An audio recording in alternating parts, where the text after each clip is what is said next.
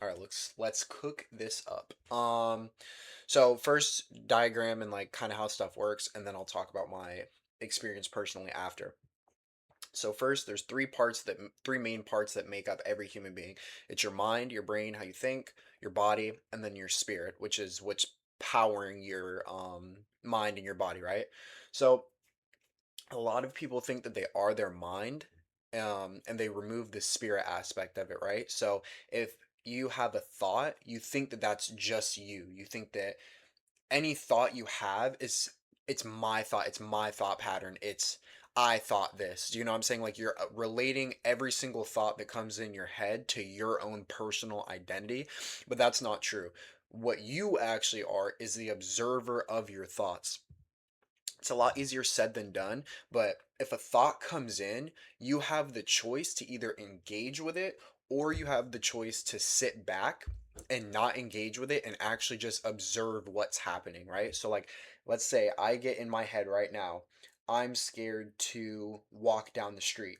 I can fuel that with powered thoughts that I create behind that original thought that came in, or I can sit there and I can look at what thought just came in and not associate my identity with this thought and watch what's happening and then separate that from me and then see, wait, that's not why would I be scared to walk down the street? Do you know what I'm saying? It's kind of hard to do, but if you start to train yourself, you can realize a lot of thoughts aren't coming from you because you have to realize your mind, it's obviously a part of you, and some thoughts you're thinking are original, right? But with our mind, there's so many ways to crack and like get thoughts that aren't ours in there. Like if we were not treated well as a child, if we were bullied, if we have created anxiety from something else, you know what I'm saying? Like health problems, insecurities. Like there's so many ways our brain lets outside programming get in and create new thoughts because your brain is always looking at what's happened throughout your entire life and is making choices that it's learned to help you survive. So, if you've been in an environment where you need to be anxious and you need to be predicting what can go wrong, your brain is going to create more of that in every single situation. But that doesn't mean that that's your identity because you are the observer that is watching your thoughts. If you weren't the observer and you were your thoughts, you wouldn't be able to watch it, right? Okay, so now that that's kind of out of the way, the basic way that most people's thoughts come in, it's you're first of all, you're the observer of all, and then a thought forms, and then you engage with it and continue that narrative. So it's like a main thought and then sub thoughts that you create. A main thought that you didn't create, and then sub thoughts come in that you're following with because you thought you created that main thought, right?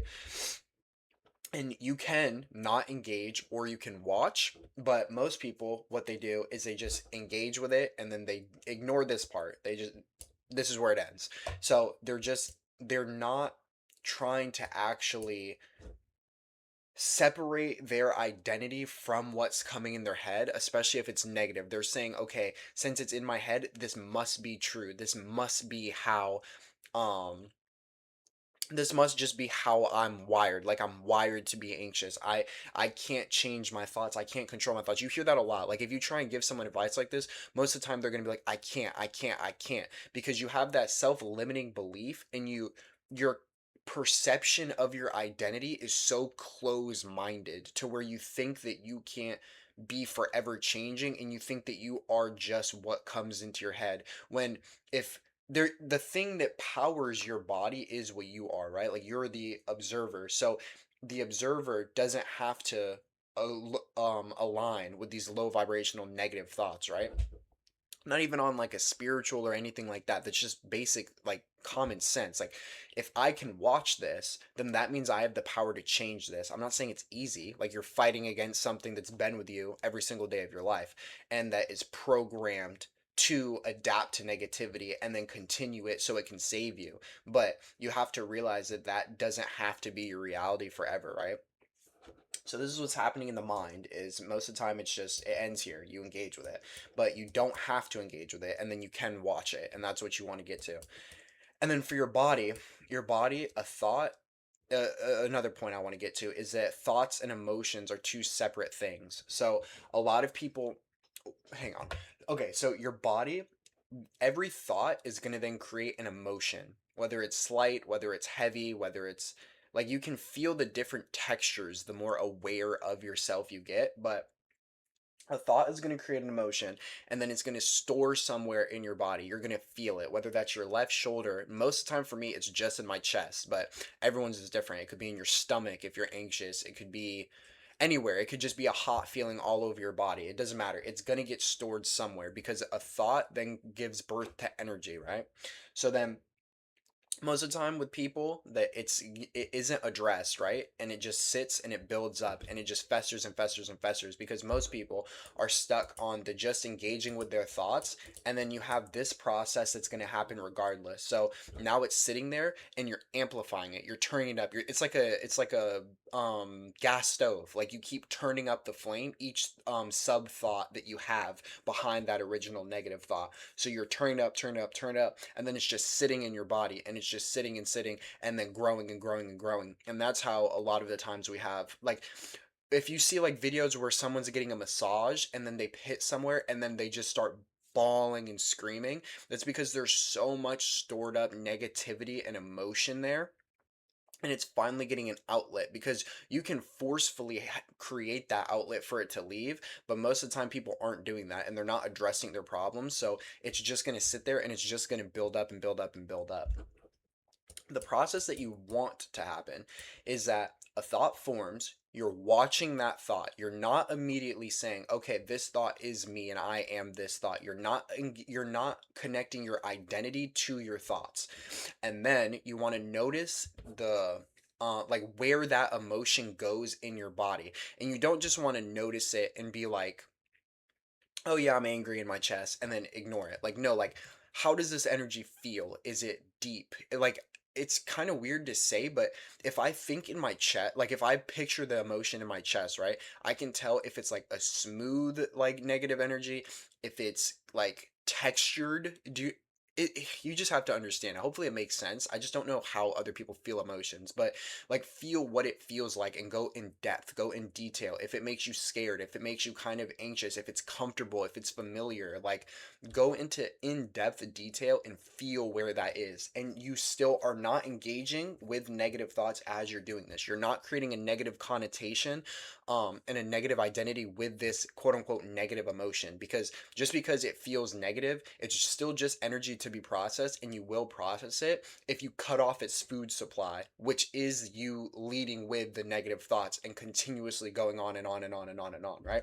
So then you want to feel it and process it both as separate entities, not one act.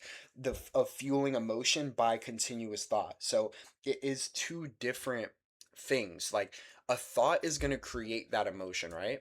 But the or yeah, a thought is going to create that emotion. And then what happens? But just because that thought is creating that emotion, there's now a separate thing that's happening is where that emotion needs to go somewhere. That energy has to be transferred into your body. So you have to be able to acknowledge this thought is coming in your head, and then there is a part of the body where it's going to come as well, because you're all three. You're the mind, body, and the spirit. You can't have an emotionally charged thought that isn't then going to be processed by your body as well. You're processing simultaneously through all three things, right? So a lot of the times when people overthink and their anxiety is really bad and stuff like that, they're staying in their head. So negative thought comes in, and instead of cutting off that negative thought's food supply, because it stops if you don't continue going with it, they don't have enough awareness of themselves. It's not even control, it's awareness of yourself, because you're not aware of all the stuff that you're pushing down because you don't want to sit in negative emotions and you don't want to actually process what's going on. So like for me, if I want to ignore my problems and I want to ignore how I'm feeling, then it's just going to stay in my head, but my body is still holding on to this negative energy, but it's staying in my head, and then it's festering, and I'm building it up and building it up and building it up and building it up, instead of letting that thought come in, realizing this thought doesn't have to be defined by my identity, processing what's happening in here, and then letting it go. Do you know what I'm saying? Like, stop creating such negative like storylines to everything, and stop furthering the storyline. If you don't like the storyline, cut it off. This shows a lot in people that have low self-respect, and can't set boundaries with people as well, right? Because you're so in your head, but you also are having those emotions as well that are just getting filled by it. So you're literally, it's just, you're just inflating it to where it's overcoming you, and you have no way to identify where you stop and where you begin, where you stop, and then where your negative thoughts and this negative thought train stops and begins. So you all merge into one big blob. And this is why people are willing to tolerate disrespect, and they're willing to tolerate negative traits that they know that aren't good for them, right? That they would never give this advice to anyone else, but they have such low awareness of themselves because they identify themselves with everything that comes into their head, right? So, like, if I am talking to someone and I know they're not good for me, or they're ghosting me, or they're cheating on me, or whatever, right? And I'm then, I get a thought that's like, I miss them though. I can look at that thought and be like, yes, I do miss them, but absolutely not, because I have respect for myself. Or I can look at that and be like, okay, that must be what is me. I miss them. That's my identity now, and I need to cling on to this. And now I need to feed this thought with other thoughts. So, okay, maybe I should text them. Well, what they did isn't that bad. And you just create this story in your head because you don't sit and pause and be like, no, I am allowed to have thoughts that I don't then interact with and then push further and further and further and further, right? And it's a lot easier said than done. Like, it's taken me a really long time, and I'm just in the very beginning stages of being able to do this, but it helps so much when you stop running from yourself and you're able to actually sit there with your negative emotions, and you're being like, okay, well, this definitely sucks. I do not enjoy this at all, but this is what's necessary for me to actually figure out who I am, right? If you are always running from if you're always running from the emotions and sitting in it, because for me, bro, it's physically painful. Like, I've been like genuinely like keeled over because it hurts so bad to process years and years and years of emotions that you've suppressed. Like, I'm not saying it's an enjoyable process, but it's a necessary process if you want to make your life easier in the long run. It's a lot harder at the beginning, but then at the end of it, at the long run, in the long run, you're going to be able to actually understand stuff, and the world isn't able to influence everything about you, right? Because that, to me, is the goal of like growing as a person, is that outside sources can't influence me to do other things, right? So if I had a bad childhood and I learned that nobody's going to love me, right? And that was the lesson my 5-year-old brain made up, right? My brain is then going to take that into every aspect of my life if I'm not aware and I'm living in my unconscious mind, right? But if I turn conscious and I'm like, okay, this thought is because of a program. People are able to love me. I'm able to love other people. I'm able to have loving connections that have respect as well. I don't always have to get my boundaries disrespected and not met for there to be a harmonious relationship. Harmonious? A good relationship, right? So I can then look at that and be like, okay, so I don't need to engage with this thought pattern anymore. This isn't me. And then just look at that and then push that away. And then I turn inwards to my body. And now I'm not only in my head, I'm focusing on my body. Well, that hurts my chest. Why does that hurt my chest? What does this feel like? Well, this feels heavy and it feels scared. And I feel like a scared little kid, right? And then you dive into that. You go into that and you allow it to open up. You allow it to move through your body. You allow yourself to actually process these emotions and express what's happening. And it just translates to every single thing in your life, right? Because, okay, let's say you have a history of people pleasing and letting people disrespect you. If you start to find your own respect and you're realizing in your head, I don't have to align with every single thought that comes in, so someone disrespects you or you feel like a situation is disrespectful, you can then look at the situation and be like, yeah, this definitely sucks, I love this person. And then a thought comes in, you're like, okay, so I should just forgive them. You're able to look at that thought, not engage with it, and not be like, okay, yes, I need to keep going and snowballing this thought. And you're able to be like, no, this sucks. I really would like to talk to this person, but that's not okay to me. This is hurting my emotional well-being, right? This is hurting my mental health. This is disrespecting my boundaries. And you can then sit in that and sit in that negative feeling of, damn, I miss this person, but it's okay because I don't have to engage with every single thought, and I'm not running from my negative feelings either. So I feel negative right now. It is what it is. Do you know what I'm saying? It's an abundant mindset of like, I can deal with anything and I can process anything. But if you're always living in a state of scarcity, because you're always not knowing how to process your emotions, then you're sitting there overthinking everything. You're gonna just disrespect yourself continuously because you don't even know who you are. You can't differentiate your negative patterns from you as a person.